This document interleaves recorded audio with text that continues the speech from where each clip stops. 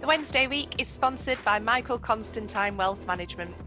We bet you can't find a financial advisor closer to Hillsborough Stadium. Hello and welcome to another episode of the Wednesday Week. My name's Dan Fudge and joining me tonight I've got John, Simon and Ben.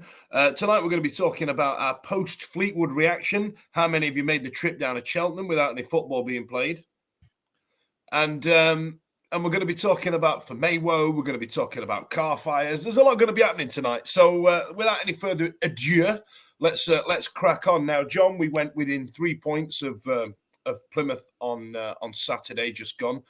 Had we have played on Tuesday, we could have potentially, looking at it now, drawn that up. We could be joint top, or we would have been top on goal difference. Is that right? Yeah, we would have gone top if the Cheltenham game had gone ahead and would have won that game. Some people saying only the weather can stop us right now. But frozen pitch, so we weren't able to get that game going. But yeah, it would have been nice to win that game, and also looking at how Ipswich got on at the weekend, they've clawed a bit of goal difference back as well, haven't they? So we're kind of just having a little peek over the shoulders a little bit, but now we get a cup game, don't we? So we don't get the opportunity until we play. I think it's Plymouth next league game, isn't it, at Hillsborough? So you can take good and bad from it, really, because on one hand, it's disappointing not to play the game and had the chance to go top. But on the other, it might just give us that time to get Barry Bannon back and George Byers back for what will be the biggest game of the season, won't it? Plymouth. A real opportunity to put a marker down there. So we'll see how it works. So disappointed in one sense, but also you've got to look at it could work in our favour as well. Yeah, there used to be a point when we were in the Championship under Carlos, going back a few years, and there would be a point when an international break would hit, and you'd be like, "Oh, we were doing so well. We seemed to hit a bit of form, and then an international break had happened. I'm like, we don't want this now." But like over the last couple of years, especially under Moore, there's been a point where if there's a break in play, with it being FA Cup weekend or League Cup weekend or whatever, when there's a break in our regular calendar, we use that to restart, to reform, to get our fitness back and all the rest of it. And we've been unlucky with injuries, like you say. So it might be okay, but there's another game, there's another cup game. So as Stevie said in the group chat earlier on, it might be the reserves playing on Saturday. But anyway, Ben, let's rewind. Let's talk about Fleetwood. Now, I bet they hate us. They just never beat us, have they? No, I don't think they have. Is that four or five games now that we've played them in? I think we've beaten by odd goal on every occasion. Obviously, the last two have come due to Marvin Johnson, so I can't imagine he's very well liked in Fleetwood. But yeah, we were all right. I think we weren't scintillating, but we were all right. We were steady. We'll talk more about Semedo, but I, not necessarily his fault, but I probably went against grain a little bit and didn't think that we were quite as solid as we possibly have been. I think that was more first half than second half, to be fair. I just thought that, not that we missed McGuinness, but you're always going to miss him to a certain extent with just how solid he was. Like there were a couple of times where Semedo didn't win his header, which is completely normal. There's nothing wrong with that, but McGuinness never missed one, and for the first game or so, you're going to notice that. Like I said, I don't think it's that we played badly or whatever. It was just that little bit that I didn't feel we were quite as solid, but another clean sheet, isn't it? So, but that's the age-old adage, isn't it? You can play badly and still win games. So as long as you can do that, then you're all right, right? That's that's what they talk about, getting that little bit of luck. That's what that means, isn't it? Yeah, like I said, I don't think that we were catastrophic or anything like that. I just thought we were just a little bit slow, and that weren't just the defence. That was, through all across the pitch. But yeah, we're doing whatever it takes at the moment. We've shown that in numerous games, and that's what wins your titles. Let's be honest. Now, Simon, when was the last time you can remember Sheffield Wednesday at the top of the league and, well, seeing it through right till the end? I remember when I was a teenager, I think we went 7 games and we were the only 100%ers left in the league, and Chelsea ended that in about, I want to say 96, 97, something like that. Yeah, about it was Pleats era, wasn't it? Yeah, we were that's right. talking about it in the office, and I pulled up that, and I think we were top for 4 or 5 weeks, which Yeah. I that's the only time I remember, but I have not. Oh God, there's been a lot of things discussed this week from the weekend in regards to the performance and where we were up until today. Obviously, we're missing the Cheltenham game. There was a lot of good feeling because that was a game that a typical League One team we played on Saturday, and they they they worked hard. Obviously, it's not long since we last played them. They closed us down. They didn't let us play, and that wasn't detriment to Wednesday. That was just they worked hard. The goal was a great goal. I mean, if Steve was here now, he'd be waxing lyrical about LP2 and the No. run and then the ball through. I thought I don't know about you two guys who were there. I thought he'd put it over the bar, to be honest, when he first hit it. I thought it'd gone over. It skied into the top of the net, and I thought, oh, he's put it over. And then obviously the net rippled, and then we never looked like conceding. Personally, I'd like to have gone in. I'd like to have gone 2-0 up in the second half, but you know what? I think the only people now who think that we're going to concede in the last few minutes are the fans and not the players. We've still got that 2-year hangover of 2 years of losing the game in the last minute, and I think statistics show that we haven't conceded. We've conceded very few goals in the last third of a match, and I think that the team have got 100% belief in themselves. The fans haven't got 100% belief in them because of what we've gone through over the last 2 years, 3 years. I tell you what, I was speaking to a mate of mine, Stoker, who've had him on the show before, and we were talking about what the fans deserve, and I genuinely, from memory, can't remember a time when we've absolutely just walked the league, right? And there is an element of, there's no right in football to walk the league. There's no right in football to be in any league. Look at Everton now; they're absolutely shit in the bed. But there is a thing where I really want to have something to absolutely be mega proud of. And given the way that Plymouth and Ipswich have just started to drop a couple of points recently, and the way that teams are turning up to set up at Hillsborough specifically, like Fleetwood did on Saturday, there's an element of them, we say it all the time, don't we, in jest to try and have a bit of a dig, but there's an element of we are their cup final. And what people are doing now, they're coming to Hillsborough specifically, or they're playing us at their own ground, and they're trying to stifle the game. They're trying to stop the game. And there's a few times where we haven't won emphatically because they've absolutely just stopped us playing football. Because when we do play football, we are devastating right now. So when we're coming up against these, no disrespect, these smaller teams such as Fleetwood and Cheltenham and, who the bloody Gillingham that we did last year and all the rest of it, they just turn up to stop us. Now, because of the depth that we've got, we're getting that one goal, and then all that game plan, all that planning that they've done through the week seems to have gone out the window straight away because they were like, oh, they scored. Just lump it to big lad up front then, I guess. That's which we might be able to get one on a corner or something like that. And that's what's happened. I mean, John, I've spoken with James on this show a few years ago talking about performance over result.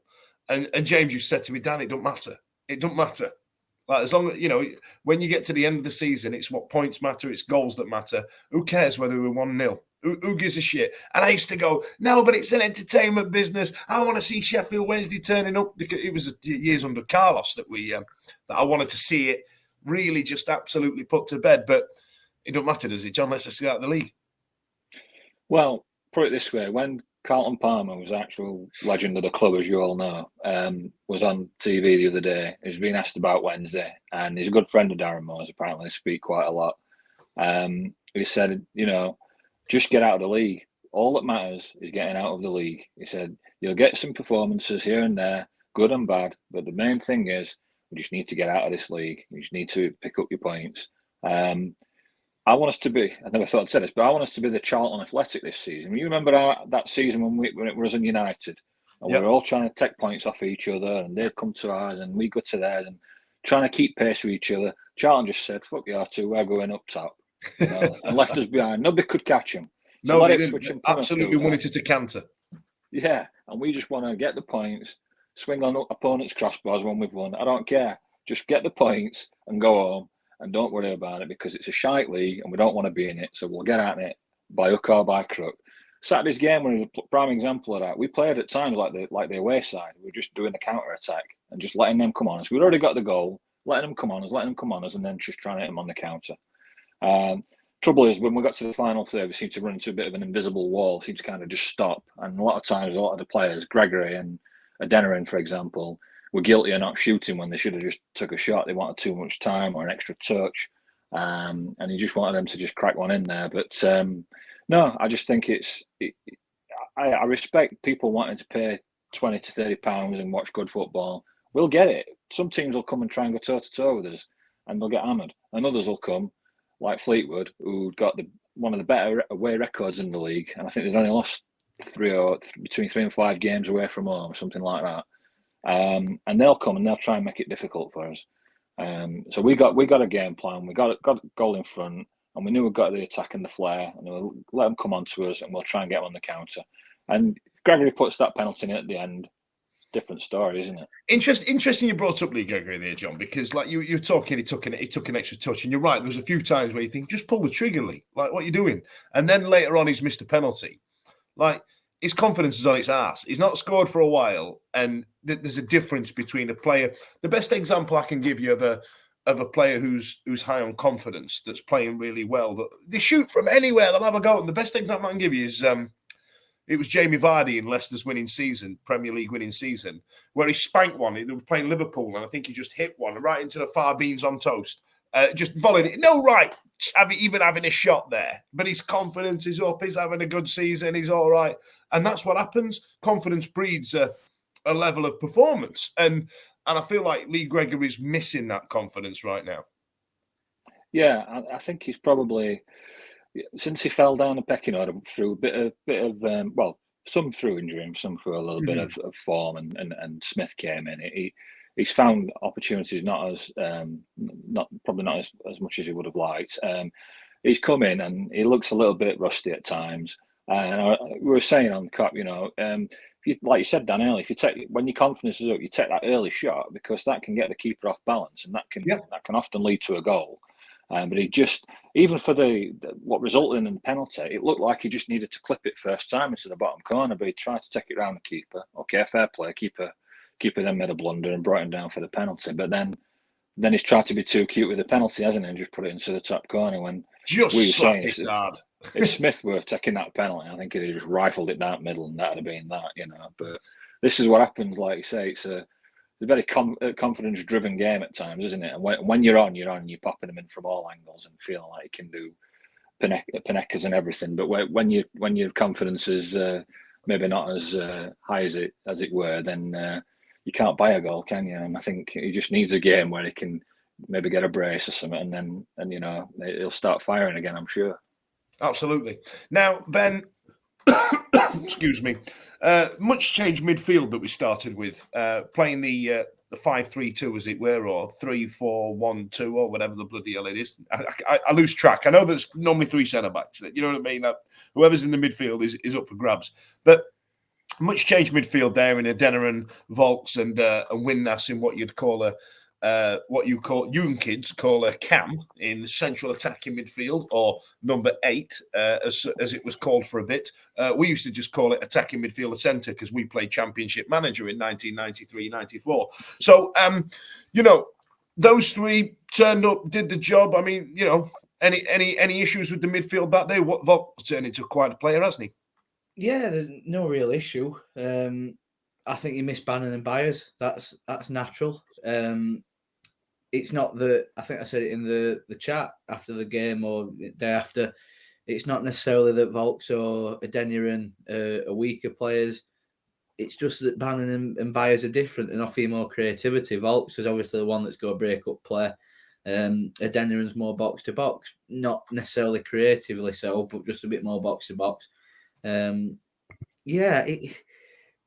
Nothing wrong with what they did. I do just feel as though it's a bit like without Bannon and Byers, just that foot on the ball in the middle of the park. I don't think we really played. I think that was part of the reason why we didn't feel like it was that good a performance. We didn't really play through the thirds much. I don't feel more out wide, I'd say, which again, not really a problem. We've won the game, so you can't complain. But yeah, Jack Hunt's getting himself a bit of a run in the team as well, isn't he?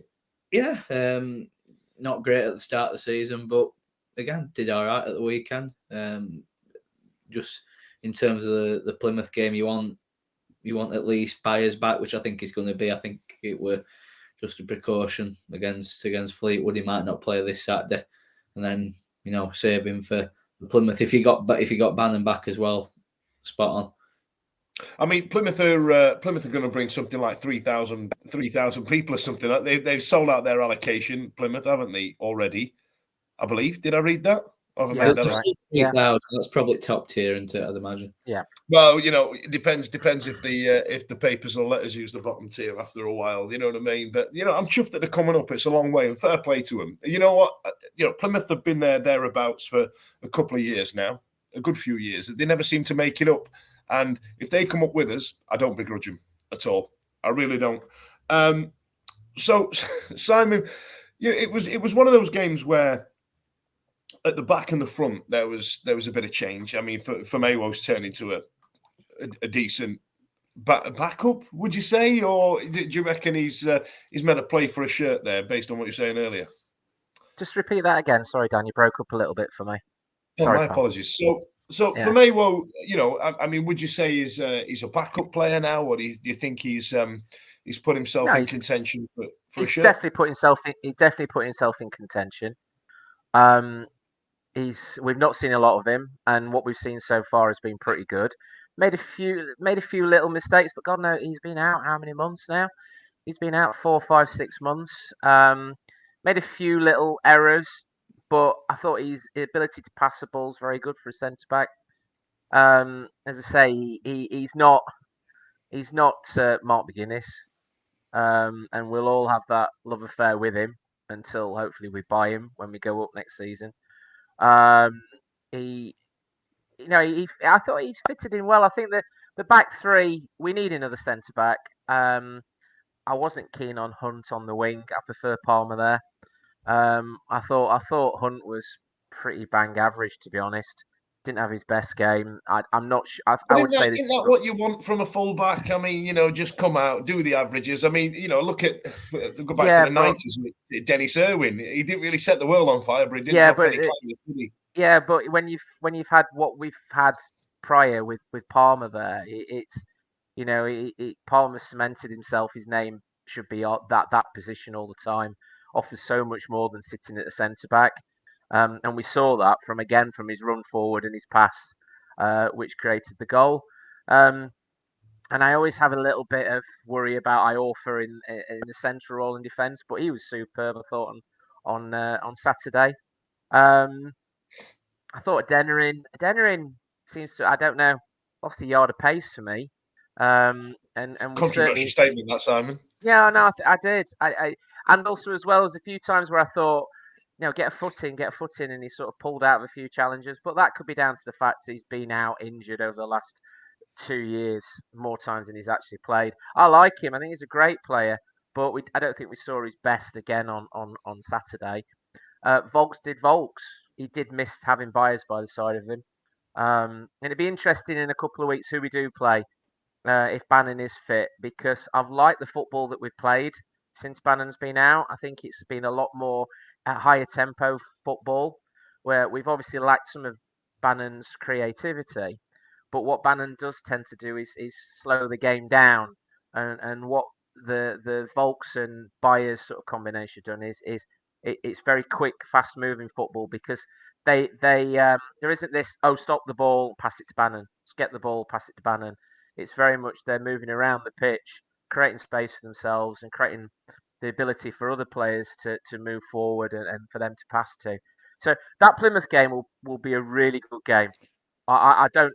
They'll want to come and win and cement number one place because they know we've got that game in hand, and we'll want to win it to go top. So it'd be a great game. It'd be great to see if Hillsborough could have a decent, like they're saying, they're bringing 3,000. It'd be great if the Wednesdayites can turn up in force as well. That'd be great. It'd be brilliant that to see Hillsborough rocking, because at the end of the day, it's a top of the table challenge clash, isn't it? It's an opportunity, isn't it, for maybe the chairman to maybe do some ticket strategies for that one. Try and get the the crowd bumped up a bit. I think somebody on Twitter said something like we should have 30k there for this game, and there's an element of now Ben. I'm going to come to you last on this one, but there's an element of now, lads. We've been there for the halcyon days, right? We've been there for when it's been banging, and we are on an absolute monster run, like a run I mean, John was saying just before we started recording tonight that the loss against Southampton didn't count, right? No, it's because it was we drew with them in after full time, open play. Time. Yeah, in extra time. So the penalties there are just to decide a winner. So we are on a monster run, and apparently a record-breaking run. If depending on whether or not you count the Southampton game, but regardless, I mean, this is a hell of a run. Now, John, are you getting carried away? I mean, it is only League One, right? It is only League One. You're right, but we can only play the teams that are in there. We can only play what's in front of us. It is a great position to be in just after the halfway mark, with players coming back from injury and getting back to fitness. We don't know what's up Darren Moore's sleeve still before the end of the transfer window. It seems like McNally, the lad from Burnley, might be off to Coventry, but know what Darren Moore's like. He's always got a few irons in the fire. He always pulls one out that you're not suspecting. So we know we've got Michael Hector training with us, so that could be another signing. Do you know what? We didn't speak about that actually last week, and we should talk about that. I'll make a note of that for once we've talked about this bit, because I kind of want to circle around and get your opinions on that, lads. Yeah, well, we know that it was great last time he was with us. It's a little strange that we're looking at him now when we could have maybe got him at the start of the season. I mean, he would have been fit and raring to go well before now. But nevertheless, if you can get him back to sort of match fitness, then we know he did it in the Championship, so he's more than capable of doing it in League One. Now, whether it's a case of Hector will be like a backup in case we don't get his targets, or whether he will be as well as, remains to be seen. I'd like to think it will be as well as, just purely because of our bad luck with injuries, particularly in the back line. So I'd like to, if Darren Moore will know if he's worth signing or not. He's seen enough. He's an ex-defender himself. He knows what he's looking for. If he thinks Hector can do a job for us, then I'm sure he'll bring him in. Now, all right then, Ben. So 20 games unbeaten. Like, are you excited? Is this one of the best things you've ever seen? Because we remember that running when we had Richie Humphries playing for us, when we went 17 unbeaten or something, didn't we, or 13 or whatever it was, and we had a really good time then, and that was that same season actually. But I mean, Ben, this must be the best Sheffield Wednesday team and run you've ever seen, right? Statistically, yeah, it probably is. Is it not as exciting? It's not as exciting as that first year in the Carlos. I'm not sure what can really beat that. Like for me, it's brilliant, and I know Ash has been quite vocal. Oh, we're in League One. That's Ash. He's a miserable bugger. I know, but what are you ever going to set these records at any other point? Do you see Man United setting them, and Liverpool and City 18, 19? But other than that, teams aren't going to set them at Premier League, and probably not even in Championship, because it's not going to happen. It's going to happen for a team like us in this division. So why not just go and do it? And let's be excited about it. It's good. It's positive. Why wouldn't you be excited about it? I know it's really difficult. I must admit. Now, Simon, back me up here. I don't know what it is. I don't know what it is. Right? I'm buzzing. Right? I'm like, lads, this is amazing. This is great. Well done. But too fucking right we're kicking League One apart. We're Sheffield Wednesday, right? Do you feel like that? Because I do. There's an element of it. Don't get me wrong. We've got to celebrate what we've got to celebrate, and the club have got to celebrate what we're doing at the moment. It isn't the football isn't what we saw Ben saw at the halcyon days of Carlos. But look at the players we had. Hooper, Forestieri, those sort of players.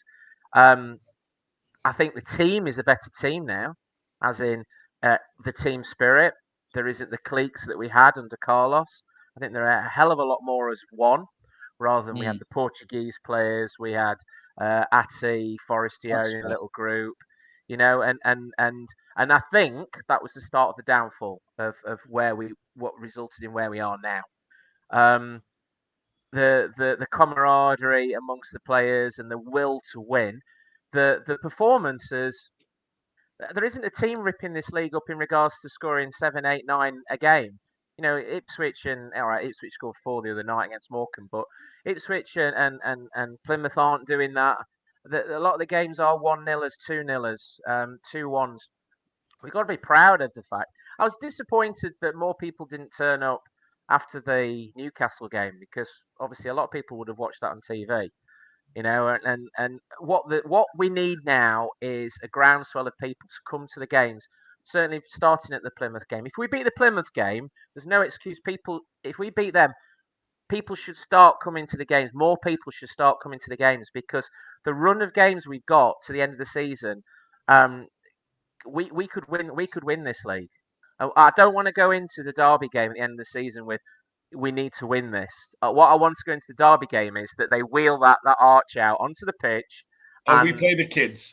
And if Bannon's injured, my God, watch out for Steve if LP2 lifts that trophy.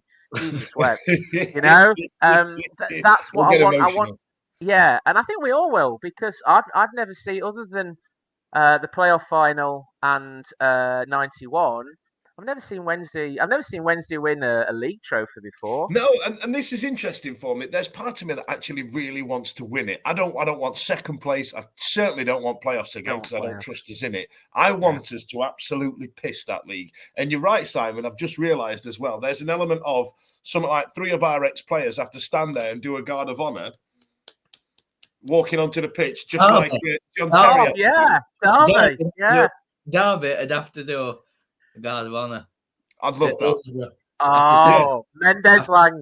Like that. Yeah, Mendes Lang and his massive shoulders coming in. They have to stand there and clap us on the pitch. Joe Wellsmith will love it. Joe Wellsmith will like it, because even better. Paul Warren, after selling his Acre and Smith, would have to stand there.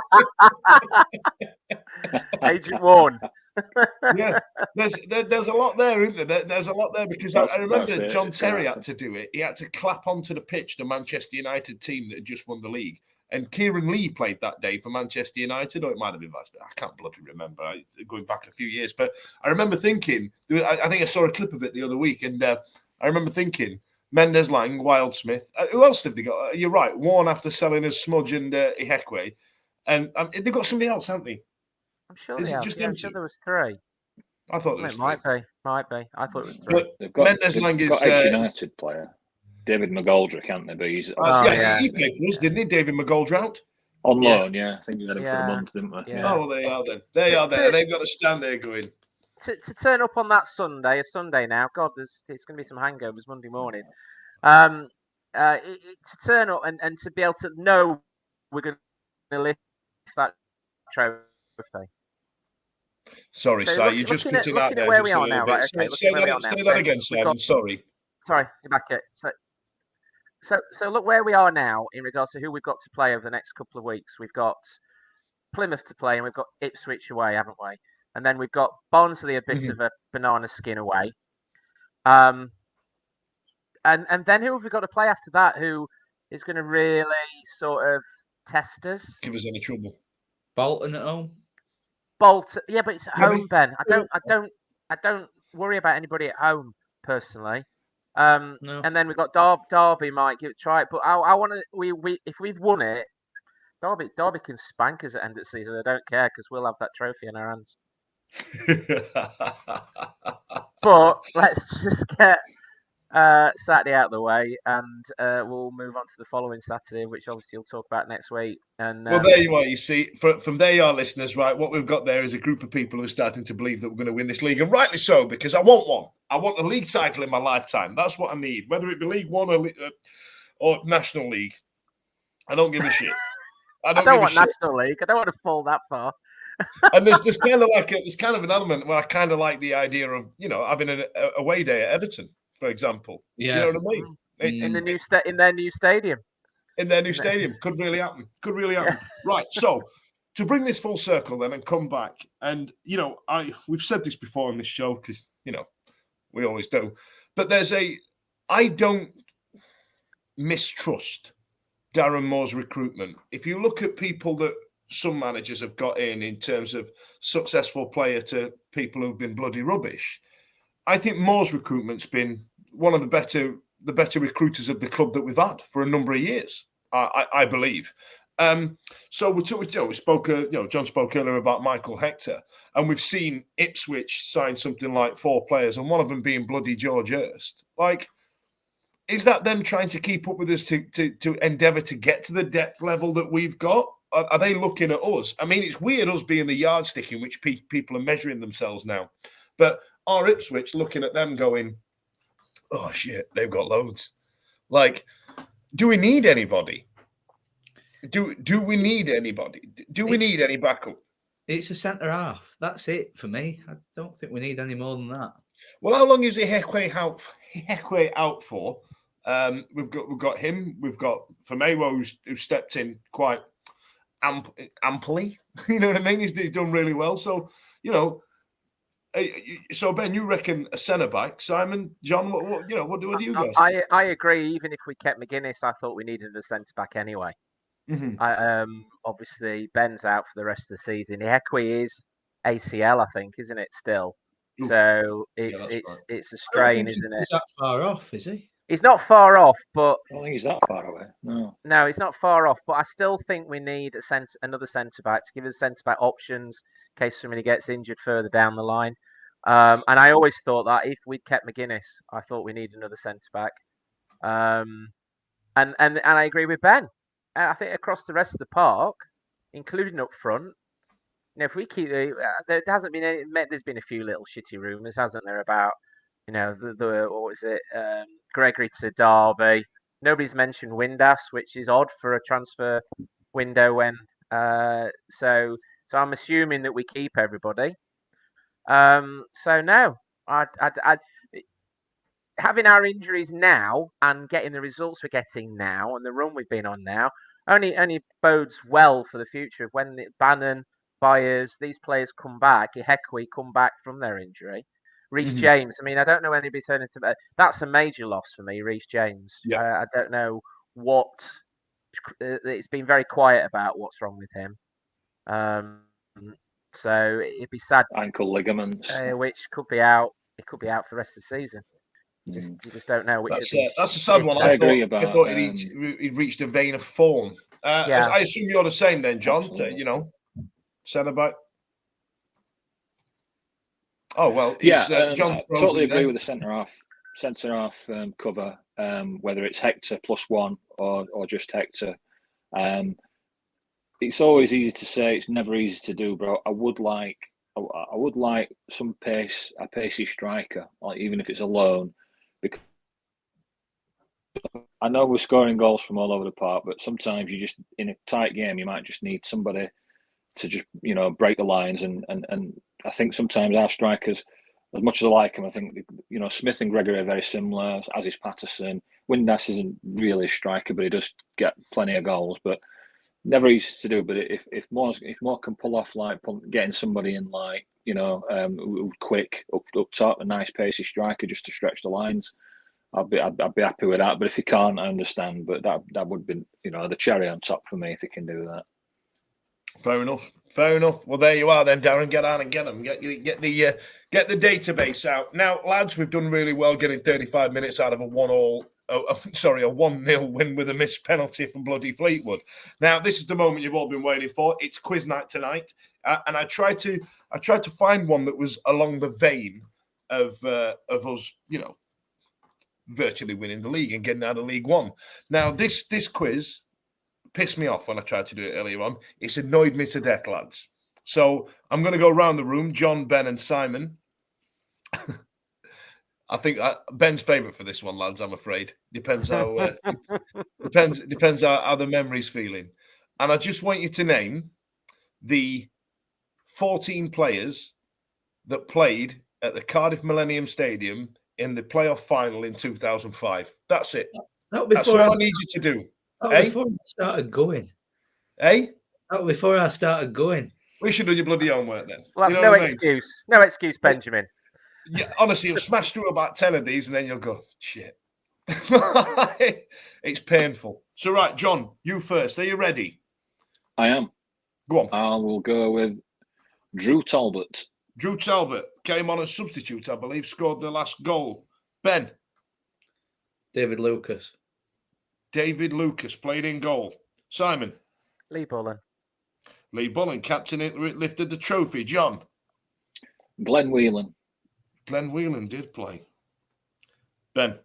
Steve McLean. Stevie Mack scored the penalty. I tell you what, that we absolutely robbed them blind with getting a penalty for that. Steve McLean came back from injury for that game. Simon.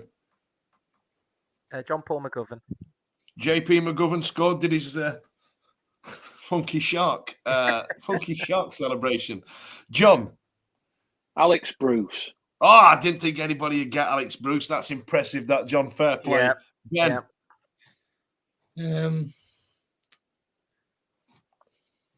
Craig Rocastle. Craig Rocastle did play. Simon. Okay. Paul Heckingbottom.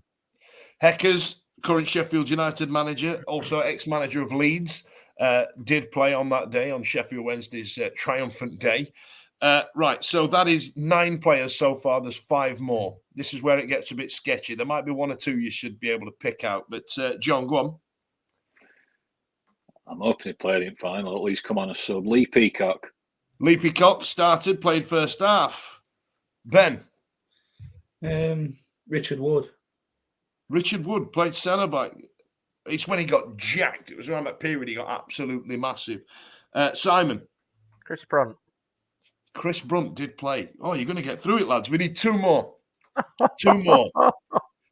2 more, and then we've completed it. It's the first time we've got to the end of name the squad. So, right, John, you're going to get first bash. Good grief, I'm struggling now. Yeah, these are hard, these ones. You said Heckingbottom. Don't think it. I can't think of it. I can't think. I'm going to have to hurry you. Oh. Gilbert? Nah, Gilbert didn't get a run out. It was around that time, but he didn't get a run out, I'm afraid, John. Right, then we've got 2 players left and 2 contestants left. Ben, give me one of the 2 left. I've got 2 in my head, but I don't know if they played. Go on. James Quinn. James Quinn did play. Simon, the pressure's on, mate. Oh, mate, I'm sorry, Ben. Oh, I have got another one, but again, I don't know if he played. Oh, I'm trying to go through. I've got that book, Kings of Cardiff book, and I'm trying to go through when they were at Rother Valley, the players in my head. Shit. So James Quinn, I don't know if you remember, Ben, you might have had it when you were a kid. How old were you in 2005? In May 2005, I was 4. You were 4. So you might have had it. Somebody might have given it you as a hand-me-down as you got older. But James Quinn on FIFA 2005 was just a randomly generated player. And for some reason, he had cornrows. I think that was my first FIFA were 04, FIFA Football 04. That one was the best one because for the free kicks, it had that rotating ball in the corner, just doing it, and you can absolutely ping them in. Right then, give me the last one. I've fluffed for you, Simon. I don't know. You can fluff all you like, mate. I don't know it. I'll go. Ben, put him out of his misery. Go on, Ben. Graham Lee. No! So close! He was injured. Close. He was injured, wasn't he? Yeah. So close. He missed Ben, it. He missed it of injury. But the last player you were missing, that was the closest one we've ever had to get through the entire one. The last player you're missing was Patrick Collins. Oh, I don't think I got that. I wouldn't have got it. I can see him I now bashed as well. through the first 9 like you lot did, Collins. and then went. Did well to get Alex Bruce, to be honest, John. Good Yeah, call, Alex Yeah. Boots was a shout, actually. He was on loan, wasn't he? Yeah, it was, yeah. Yeah, so Patrick Collins has stumped you all. It's another shitty quiz. Right then. Okay. Now I tell you what, let's talk about this. I don't want to end on a sour note. We'll talk about our predictions for yet another Fleetwood game at the weekend, and we'll go through what you did yesterday, Simon. See how your day went. But I need to talk about this this burnt out car thing on the pitch. Ben, how long was it open for? I think it was 22 days. It had been open for. Yeah, it's just wrong. I used to play there at Jubilee when it was grass pitches years ago, and then obviously this has been put in. I think first team train there last week, whatever, a few days before it happened. So yeah, it's big development really for community, for just teams that generally play at Jubilee Sunday League. Ben, listen. Do you know what? You're being too nice, right? You're being too nice. I love what you're doing. I love you doing it professionally. But that they've done is just pure scrubber shit country file behaviour. I find it absolutely abhorrent that we talk about these things that the kids need something to do, and these two either side of you will probably remember the days of youth clubs. I don't know if they're still a thing, where it was just teenagers with no to do, and then now we've got to a point now where people are absolutely vandalizing something to give these people something to do, and I find it absolutely abhorrent. And and for me, it's just scrubber behaviour. Like, and the worst thing it does for me, being an expat of Yorkshire, and I go somewhere, and I don't know if you guys have encountered it. When like there's when Sheffield Wednesday are doing well, or they need a new manager, and they always seem to find somebody to put on Sky Sports News that you kind of look at and you go, oh God, please don't be a toothless simpleton. And they inevitably are. They tend to find them. You know what I mean? And I hate that my hometown. TalkSport do that. Yeah, they picked me on TalkSport, you cheeky prick. Like what? Wait, if the shoe fits, I get it. But you're right, they do, especially on like the sports bar with Jason Cundy. Where, they go, we've got Trev from Waverley. Are you that Jason? And you go, oh, Jesus Christ, no. Like, you know what I mean? I get that football's all encompassing, but we're talking to him for. You know what I mean? Let's talk to somebody who can string a sentence together. But when stories like this get into the papers and they get into the news and they start gaining traction on social media, there's an element of my city's being represented as this area where literally it's what your mum used to say to you when you're a kid. This is why we can't have nice things. That's what it is. Sheffield Wednesday Community Programme are responsible for these pitches, and it's a charity. And this has been a long time coming. Originally, when you may cast your mind back, they were talking about when Presto Tools the building was knocked down on Penistone Road. There was talk of building pitches down there, which it never happened for one reason or another. And as Ben said, the pitches at Jubilee have been there for donkey's years, and it's a well-respected sporting arena for I know lads who are my age who've played there over the years for Sheffield Boys, etc., etc. And this was a long time coming, and eventually they've got the funding. Wednesday haven't paid for this. This is all sort of through charity funding, the FA, the EFL, and you're right. It's a huge facility for the north of Sheffield. Sheffield Wednesday ladies were playing on there. Wednesday, we're going to train on there when they can't train on the pitches down at Middlewood Road. All the community development that Wednesday do was being moved from Middlewood Road to there. So there was kids from ages of 3 upwards. My lads played at Middlewood Road and during the summer camps and the half-term camps, and they are absolutely brilliant. The coaching is superb, and it has made him become the footballer he is. For somebody to take a car, cut a padlock, drive it on and set fire to it is mindless. And like Ben says, 20 odd days after it had opened, it is disgusting. And I hope those people are found. And to be honest with you, if they were found, what will they get? A fine, a slap on the wrist? Just go and take them down to Hillsborough on a Saturday and put them in bring them on the pitch at half time this Saturday. Yeah. Bring them here. See what happens. Yeah, it's disgusting. And now Wednesday, the community trust has got to find the money to repair this and carry on. Now they are playing on it, but they've had to cordon off the area, which basically, luckily, I saw it on Monday. I drove past and it is down to one end of the pitch, so it's not make the whole surface unplayable, but it's shit, basically. Shit. It's wrong. I've got nothing to add unless anybody else is. I feel like we've said it. It's just knobheadery. I don't understand who goes through that planning to attain bolt cutters. Yeah, Do you know what I mean? it's that, isn't it? It took effort to get that car on. Their intention was to do that. They have every intention to do that. Yeah, they planned it. That's what they planned it, and that's what makes it disgusting. If it was a stolen car, there's enough back streets around Claywheels Lane running up to Fox Hill where you can dump a car and set fire to it. That was planned. You know you can't dump in. And what has been on the other side has been fantastic. Has been the outpouring of Twitter feed, like Daniel Pudel was posting it, Bannon was posting it, the Sheffield Star, everybody has jumped on the fact that this is disgusting as what's happened. I'll tell you what, actually, as a bit of a segue there, appreciate that. Thank you, Simon. There's a bit of a segue where the three South Yorkshire clubs, or the three League South Yorkshire clubs in Barnsley, Sheffield United and Sheffield Wednesday, they've actually been kind of nice to each other this last week. And so the Sheffield United fans have been like, you're right, this is shit. And then the Sheffield United and the Sheffield Wednesday fans have been saying Exeter waited all day to cancel their fixture on Tuesday.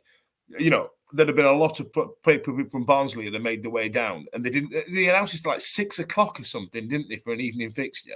Yeah. And we've all been like, no, that is shit, lads. That's hard lines. Like, you know what I mean? What is happening? There is something that sort of there is a camaraderie of being a football fan. If you take the tribal part away from it, that you can go. It's one thing. I love football. I love being a Wednesday fan, and I'm from the heart, as you see on the WhatsApp group. I'm more heart than head, whereas I leave Ash and Steve to those things. But if I go to a wedding or funeral, more often funerals than weddings nowadays, or I go to a business meeting. More often than not, I'll be chatting to somebody, where you from? Like, who do you support? And football. We start talking about football, and it brings people together. I was in Bruges the other weekend and went to see FC Bruges play, and despite the language differences there, talking to Belgian fans, about football and mentioning Mark de Greiser and players like that, football brings people together. So exactly the trip. God, to let somebody drive all the way down to Exeter, which they pretty much would have been there, and then call the game off yesterday was pretty shitty. That is shit, isn't it? That is shit. It happens all the time, though, doesn't it? They never seem to care. It happens every winter when they get these, the threat of frozen pitches or whatever, and ice and stuff like that. Every season it happens. It happened to Wednesday. It's happened to United, Blades, whatever. Sorry, and it's just like, just have some common sense and just have a rule put in place that you make a decision one way or the other. There needs to be a better system. They need to decide by a time given on who they're playing and all the rest of it. It saved me a trip yesterday. I was going to say, I was working I was going to work till 3 because I was taking Ethan, so I was picking him up straight from school, and we were just going to hurtle down and just get straight there and go in and watch. My mate Adi, Adi was there, wasn't he? Adi was there. He was down in Gloucester working, so he got a ticket to just because literally it's next door, and was going to shoot across. I'll not show you the text that he sent me when I texted him and said it's off, mate. But he rang me driving home. After sitting on the M42 in freezing fog and then sitting on the M1 in a car accident, while I just sort of I was on the partway driving home. that they were eating on. Well, AD, fair play, son. You know what I mean? I've met AD. I absolutely love him. So, fair play, pal. You at least you were flying the flag down there in wherever the hell Cheltenham I is. know somebody who was down there had booked a hotel. They'd gone down that morning and they were on it. And they were in this pub and they heard it was off. And apparently they got absolutely smashed. What else is there to do? Yeah. Right, lads. So, coming up again, and I think I've said this before, coming up again, we've got Fleetwood. Now, let me go through the predictions for last week. I've still got them on my notebook here somewhere. Now, Ben, you went 2-0. Would have been proved right, mate, if Gregory found his shooting boots. Ash went with 1-0. Ash actually nailed the score by being a miserable old bugger like he is. Is that Steve or Simon went 3-1?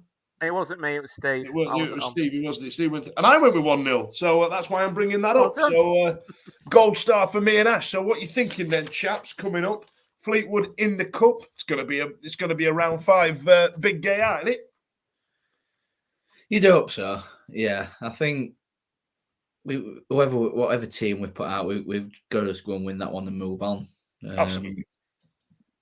Just try and get as far as we can at FA Cup. Hopefully, after this one, a big tie against somebody again.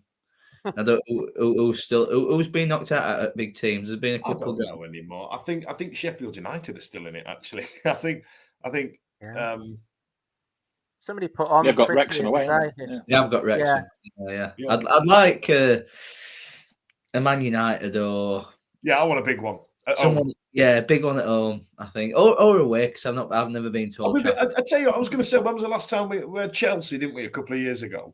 What about like a Spurs still in it? It'd be nice to go to that Spurs stadium and watch some football. I've only ever watched NFL there. They might be. I don't know anymore. Nobody watches the FA Cup until about the 5th round when it gets tasty. We're all the fucking same, aren't we? Give me a prediction anyway, Benjo. What are you saying? 2-0 again. 2-0, Wendy. What about you, John? I think you've frozen, John. You literally just stood there looking. I'm going to go for a 2-1 after extra time Wednesday. Oh God, 2-1 ET. I'm going to put an ET circle in there. I enjoyed that. That's nice. A bit of showbiz to it, mate. Enjoy that. What about you, Simon? Oh God, I'm going to have to put money on that, John. As I said last time, I'm not bothered. Don't care. But 1-0 Wednesday. 1-0 Wendy. So the team's still in. Go on. Do you want to know the team's still in? So we've got Man City. Oof. No, not again. Man. Under any circumstance. Accrington Stanley. Who were they? Preston. Tottenham are still in.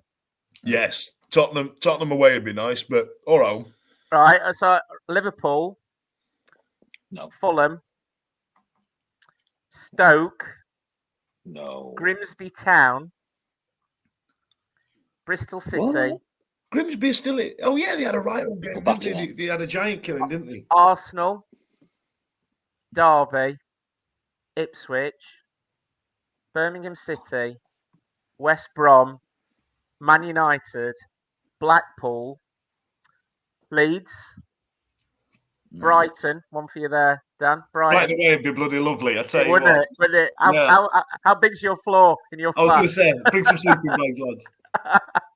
We beat them a few years back, didn't we? With Kieran Lee or something. I can't remember. We beat them. Yeah. Amex. Yeah. Burnley. United. Luton. Reading. Sunderland. Leicester. Blackburn. Walsall. Wrexham. Stevenage, Southampton, West Ham, Fleetwood, and ourselves. So if we get through a big London club like West Ham or Spurs for me, we'll get through. We'll get like Stevenage or Grimsby or something. But even so, Stevenage or Grimsby at home. Go on then. We'll have next round. Yeah, we'll have next round again. Before we know it, we'll be in like the quarterfinals. Yeah, we're in like semi-finals going. We played Wembley. Yeah, we're at Wembley. against Don't United. forget it's a quarter, Yeah, lads. We know what happened last time. Oh, There you are, then, you see. There you are. Easy as that. Right then, chaps. Thanks a lot for joining me tonight. Thanks a lot for you lot listening this evening. And don't forget... just a quick word, Dan. Go on. Just before you go, lads, I just thought Jose Semedo's retired. Just announced he's retired. Just wondered, the one if you time I want don't to ask if have a anybody's quick- get any other business. Yeah, just wondered Any if other you, business then, if you John? had a couple of minutes to say what Semedo meant to the club, meant to you as a fan. Well, I'll start with you, sir. What do you reckon? What are your memories? One thing I always remember is the Semedo day at Notts Forest. And we went down early, minibus down, and we went to Hooters. And we'd all got the Semedo masks, and it was rammed. And there was a bloke who looked like Harry Hill in there. And it was rammed, all singing Semedo songs. And the thing that stood out was the lad who got the tickets for us had left them at home on the side in his bedroom in Woodsets, and we didn't have tickets to get in. Now, at any other time, we would have shit ourselves, but I think we're all about 7 or 8 pints deep, and somehow we managed to get in. Don't ask me to this day how we got in, but we got in. And that's one thing I always remember about him. It was about Semedo, was that day. But what a player. What an absolute fantastic player he was for Wednesday. Probably not the most gifted, but he put his heart... He wore his heart in his sleeve, and he put his heart into every game. Great player. And I know he's been through some shitty things over the last few years. Yeah, just the passion that he had for Wednesday. I remember when he played for Charlton, and then he came to Wednesday, and our ground and our fans made an impression on him, and then he eventually signed for us, and it was like he just gave 110% every game. And my memories of him will always be on his knees with his hands up in the air after Chris O'Grady had scored against United, and that was the game that turned the season. And it was just so symbolic, just seeing him there. It just felt like we were going to do it, and that just symbolised it in that moment. I just think you're a terrific servant for the club, and you don't throw a legend around, not as a player in accolades and technical ability, but for graft, hard work, guile, and spirit. There weren't many to match him. What about you, Ben? Yeah, not many players come around, especially foreign players that come to the club and get it. We really haven't had that many. You think that the three that I think of, Atty, Reader, and probably Semedo out of all them. That's a big company, that, pal. Yeah, I think them three are the ones while I've been watching that as sort of overseas players coming in are the ones that have really had that connection with a club that's carried on for years after they've left. And I'd probably put Semedo at the top of that, just for how his sort of aura and professionalism seen not just by us but players that he's played with at Wednesday and what they say about him. I think Bannon said quite a bit in an interview or something about him. And yeah, he's not the only one. I think I think again in Bannon's interview, he said it'd be great if he could come back to Hillsborough, probably in a similar vein to what we saw Atty do a couple of weeks back. And yeah, I think that'd be nice. And why not end of the season against Derby? Semedo Day. Yeah, part 2. Yeah, I think that'd be great. It'd be nice, yeah. Do you know what? I was just happy that on Semedo Day nobody turned blacked up. You know what I mean? Just like we're all dressing up as Trev. He's here again. Trev from Waverley. Trev, we're dressing up as Jose Semedo for Saturday. All right, brilliant. Yeah, turns up. Snazzaroo. Paint all over him. Oh, gosh, man, with a bobsleigh. Yeah, Trev, man, what are you doing, Trev? You know what I mean? I can see, and it didn't happen. So fair play. So fair play, Wednesday fans, for that one as well. All right, listen, thanks a lot for joining us, Jose Semedo. In your retirement, get your legs up, and one day we will hopefully see you at Hillsborough once again for one big hurrah, and we can clap you off the way we should have done. In the meantime, thanks a lot for joining us, and see you later. The Wednesday Week is sponsored by Michael Constantine Wealth Management. We bet you can't find a financial advisor closer to Hillsborough Stadium.